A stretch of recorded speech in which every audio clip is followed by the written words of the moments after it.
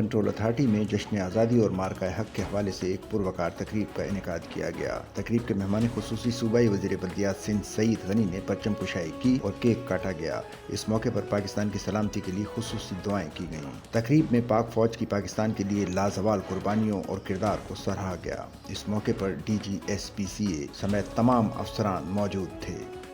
Sachal news net work کی videos میں خوش آمدید۔ ناظرین، ویڈیو سے متعلق اپنی قیمتی رائے کا اظہار کمنٹ باکس میں ضرور کریں اور چینل کو سبسکرائب کریں۔